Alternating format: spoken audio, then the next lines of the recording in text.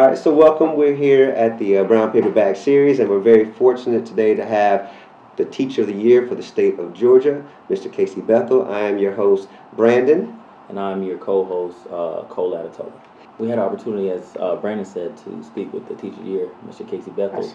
I know it's probably been a very exciting year for you. Would you like to possibly explain some of your experiences, how it feels, what you've been through, just for the past year or so? First, thank you guys for inviting me to be a part of this conversation.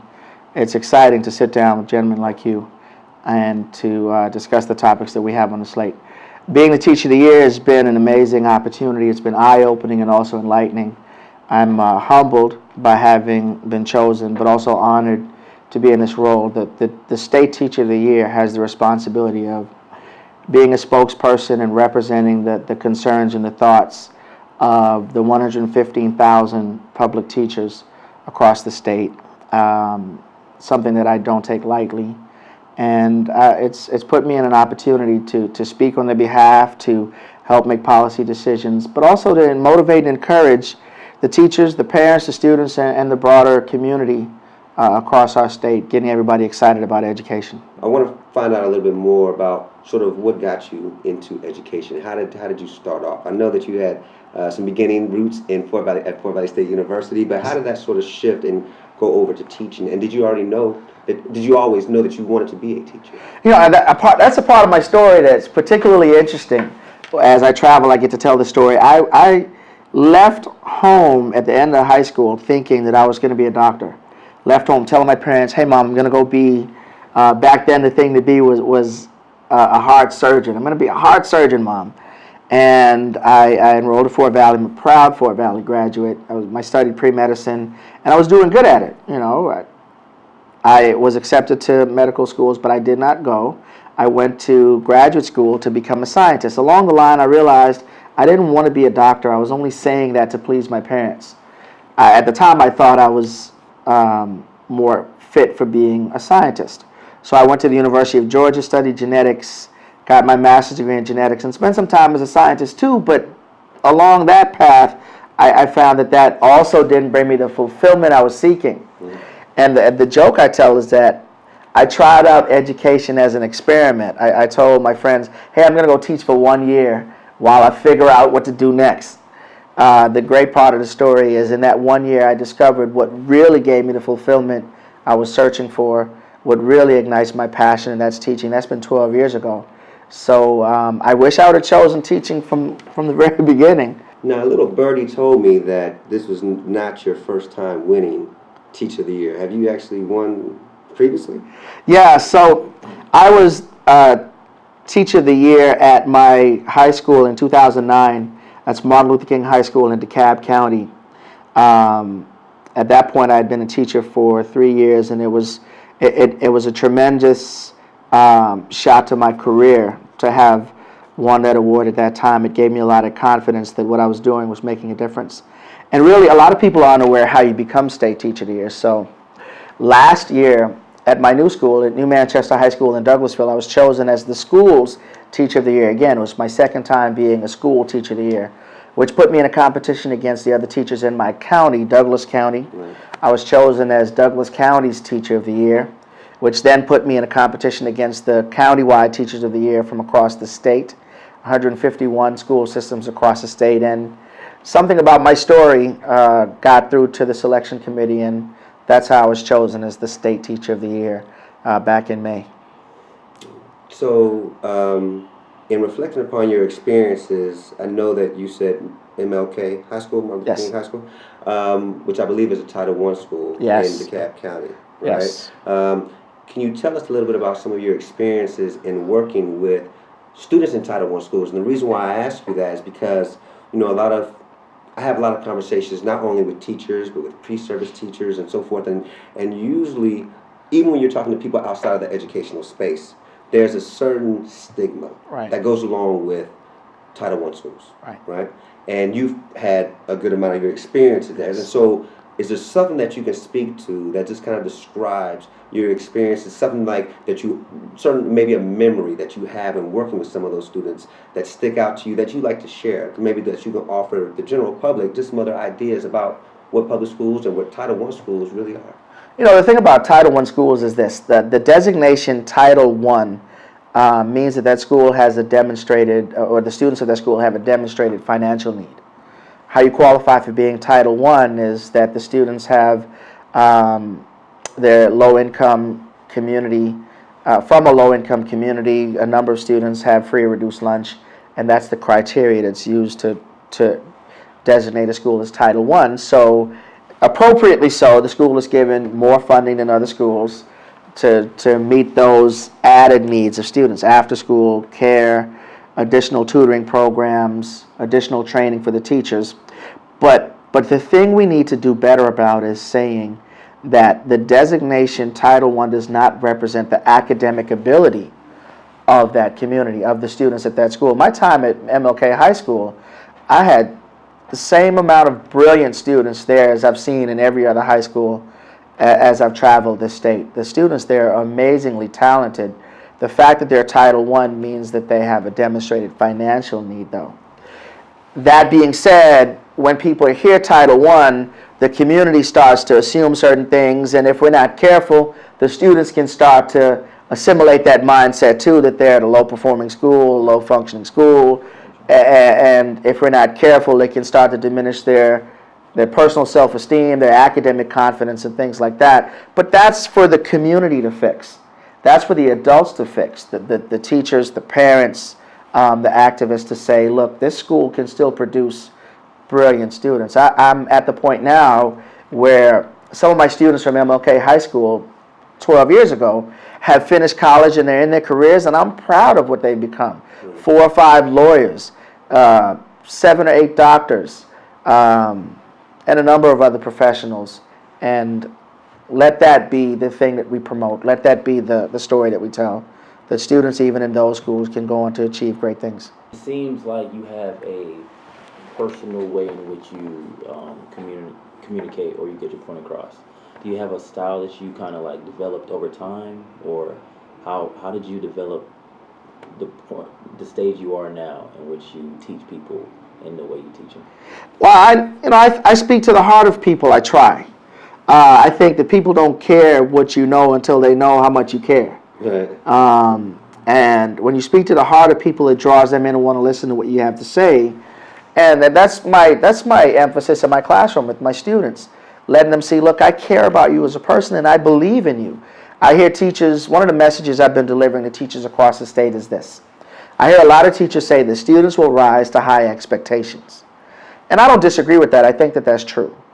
But it's better to say that students will rise to your level of confidence in them. Right. Not a single one of my students will ever question that I am undeniably, immeasurably confident in their ability. And I have to be confident in their ability first, and in enough time, my confidence in them hopefully will become their confidence in themselves, which will fuel them to do the things they need to do to be successful. So, follow up to Cola's question, one thing that I'm thinking of is when I was in school, taking science classes, the majority of my educational sort of understanding and foundation came from textbooks.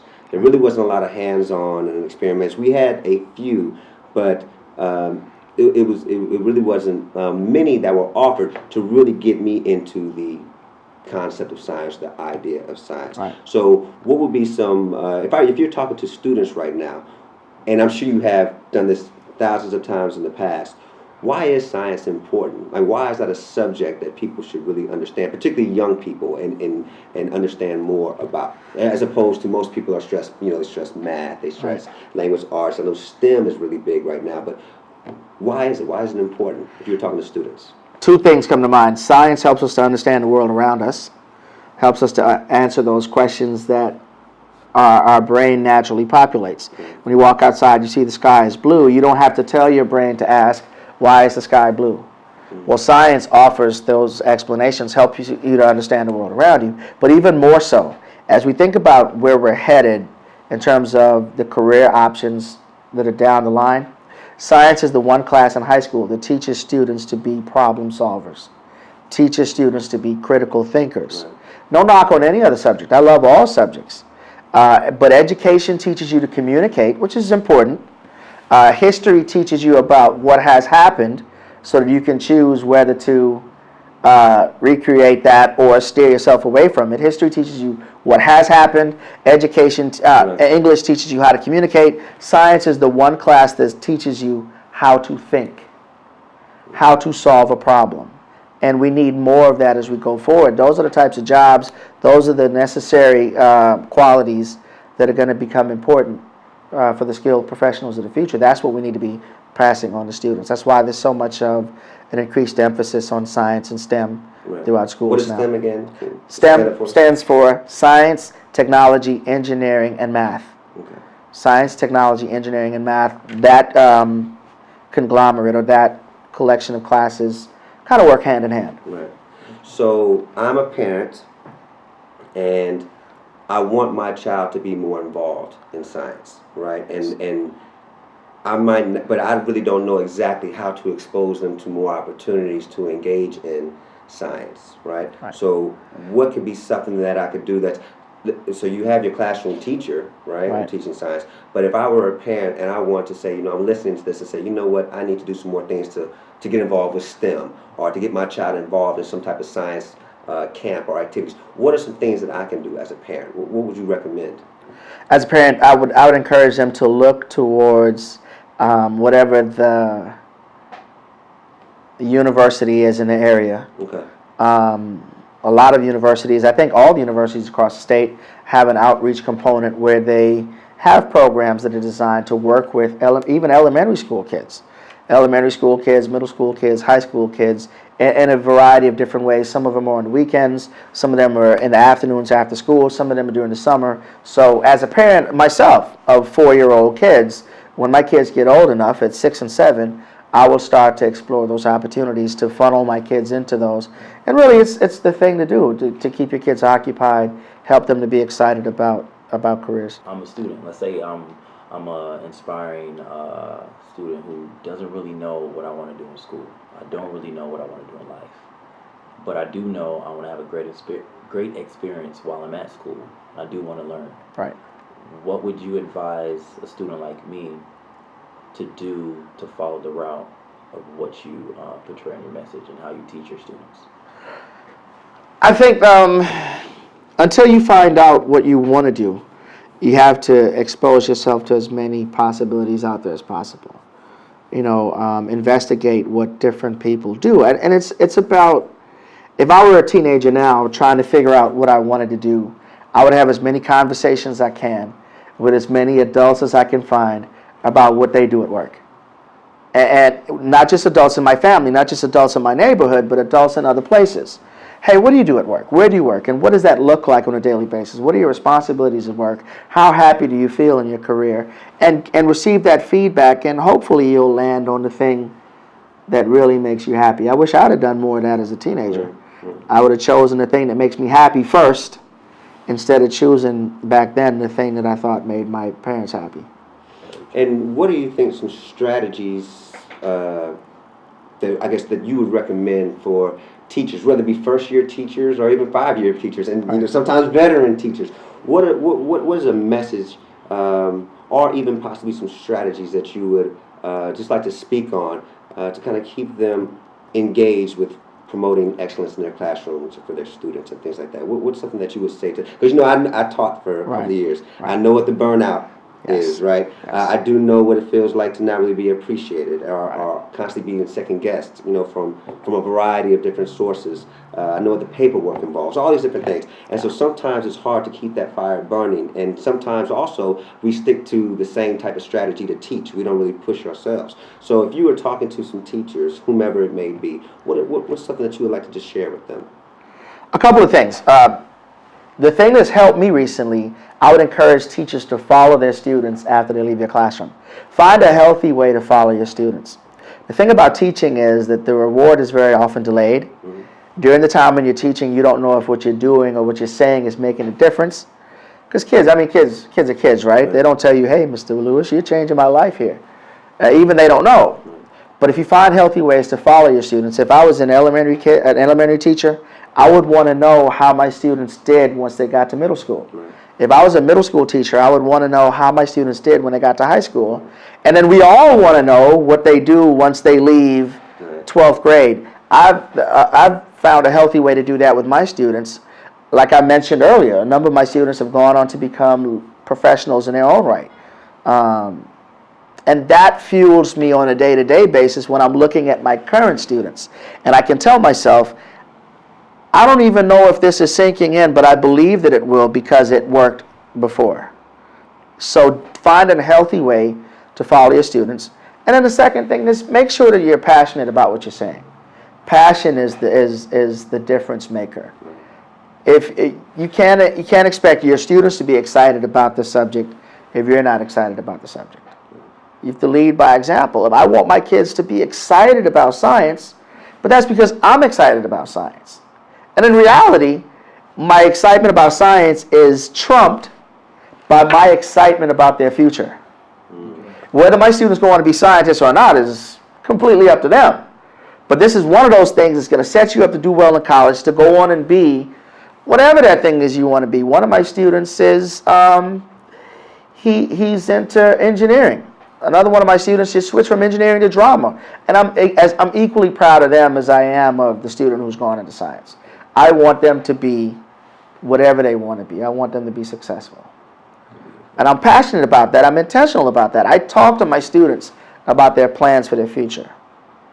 I set aside time in my class to talk about, hey, what are you going to do when you leave here? What do you want to be? In a way that they know I really care, and it's not just something to fill in the time. So I would encourage teachers out there to be passionate, to build relationships with their students, and to follow your students when they leave you. See what happens.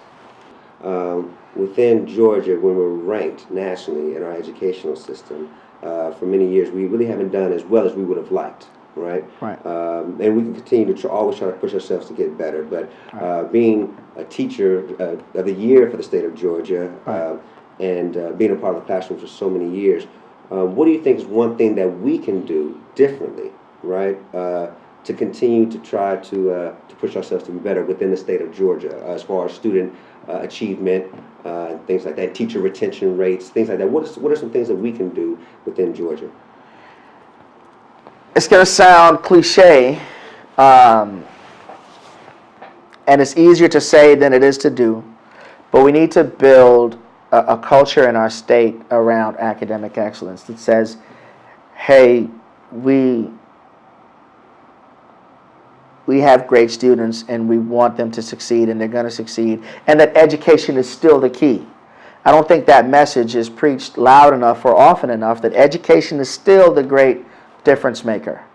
And I know that it's preached in other states more so than our state, and we need to increase that. But we also need to make that true. If we tell students for so many years that education is the thing that's going to set you up for a healthier life down the line, then we also have to build a system where when they graduate from college, they can get the jobs that we promised. Right. If we've been promising them that education is the difference maker and they invest all these years to get the education and the degrees and then they don't get jobs, then we've sold them, back in my neighborhood, we called it a wood nickel, right? We call it a wood nickel. We can't do that. Well, we need to build a system where we reward their effort and preach the message that education is the great difference maker. I want to talk about what's happening currently with you. I know that you are on several different speaking engagements, and I don't even know what that looks like. When you become Teacher of the Year, do they just, what exactly is your job role now? What are you doing? So, like I mentioned earlier, my responsibility is to represent the concern, to be a spokesperson, to represent the concerns and thoughts of all the teachers across the state. Now, that I like to say falls in about 3 categories. One thing is to travel around speaking at conferences and professional developments.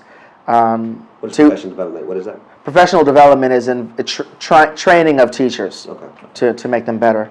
So a lot of times I speak to teachers or teacher groups or teacher agencies about what teachers need and how teachers can be better.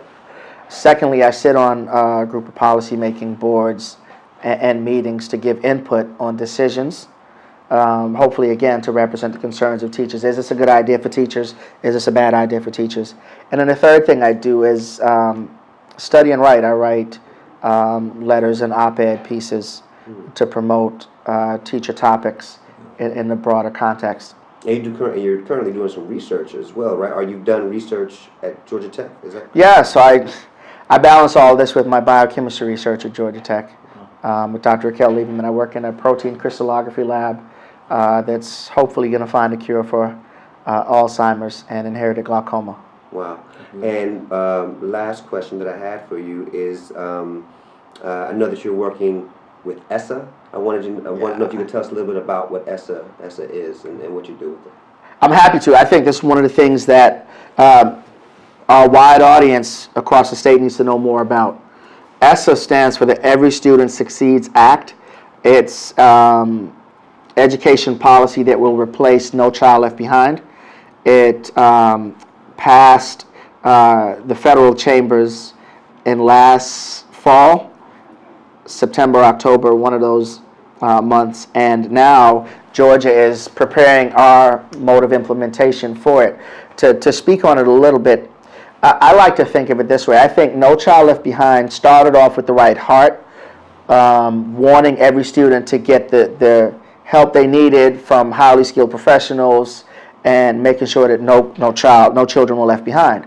But the implementation of it from the federal level down to the states became burdensome, a lot of attention given to testing and things like that. Well, the Every Student Succeeds Act, I like to think, maintains that same heart, wanting every student to get what they need to be successful, but it relaxes a lot of the federal oversight so that states can make decisions about how to build criteria and how to implement it in the best way for our state. And of course, that makes a lot of sense. That's one of those boards I mentioned that I sit in and I give input on the policies and decisions and rules we're going to implement under the Every Student Succeeds Act. And I want to advertise that the state is trying to gather feedback from all of our stakeholder groups, parents, students, community groups. The state is having a group of listening sessions or hearing sessions across the state of Georgia in these next upcoming months. In fact, the next one for the metro area is on September 14th here in Atlanta.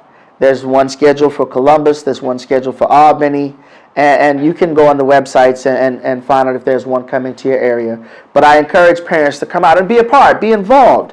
That's what really makes a difference in the life of your child, to be able to say, I know beforehand what's going to happen. I've had an opportunity to speak my piece.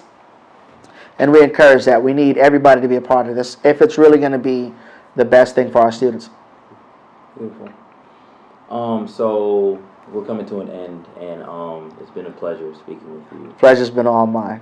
I wanna put it in a certain form though. I wanna ask you if I was a student or just an individual reading your book, because I felt like this experience has been like reading the book and getting to know you. What's a message you would leave off or leave at the end of your book, and what would you want to, if you can challenge a student or just challenge an individual, what would that challenge be? Yeah, I'll end with telling my personal story, some things that even my closest friends don't know. The guy who was the state teacher of the year, me, is the child of a single-parent mother. My mother was 19 when I was born. The guy who was the state teacher of the year is the child of a drug addict father. When I was a boy, I've never lived in a home with my dad, but I've seen my dad at his lowest moments during the formative years of my life. The guy who was the state teacher of the year, when I was in the 4th grade, my dad went to prison for what was supposed to be 16 years. The guy who's the state teacher of the year, in 2nd grade at school, they found out that one of my ears didn't work. They sent me home with a note to tell my parents, hey, your son is deaf in one ear. I never fixed it. The guy who was the state teacher of the year grew up in an extremely poor neighborhood, gang-riddled neighborhood, drug-infested neighborhood. And I mention these things to say, if I would have turned out to be nothing, I don't think the world would have been surprised. If I would have ended up on drugs myself or in jail myself, I think the world would have said, that's what we expect from a kid coming from these statistics. I had all the wrong statistics on my side. But I like to think that whatever level of success I've achieved, I owe it wholeheartedly to the teachers that I had in my life. When I look back on my years in school, in 2nd grade, in 5th grade, in 8th grade, in 10th grade, I can only ever remember being told positive things about myself at school. School was the one place that I loved to go. And my teachers invested in me with their words of affirmation. Casey, I don't even know if they knew all the things I was going through, but my teachers always said, Casey, you can do it. Casey, you're smart. Casey, you're special. Casey, you can be whatever you want to be. And in enough time, their confidence in me became my confidence in myself. I want to close with saying that because I said that earlier. As teachers, that's what we need to be doing for our students. And very often, you have to do it before you have a reason. Tell a kid how much you believe in him. Even when you're not so sure, tell a kid, man, I have faith in you and I know you're going to be something. Because in enough time, that fuel builds up and that kid starts to believe in himself and he will make your dream of him become true. So I say that to teachers. I say that to parents. Don't discredit your child because of the situation they're coming from. We're all walking balls of potential once we find out how to unlock it. I say that to students. When you look at your life and the things that the obstacles you're overcoming, know that there are others who have gone on before you who have overcome the same obstacles and have gone on to find joy, fulfillment, some level of success in their life. So my message is a message of hope. My message is a message of confidence. My message is a message of faith and belief in ourselves and in each other. I love it. Thank you so much, Mr. Casey Bethel, for joining us today. And thank you, viewers, for tuning in. And we wish you well. We know that you're going to continue to do great things. And we were just very honored to sit amongst you today. Thank you so much. Well, thank you very much for that. Truly is a pleasure. The pleasure's been all mine, sir. Thank you. Thank you. Thank you.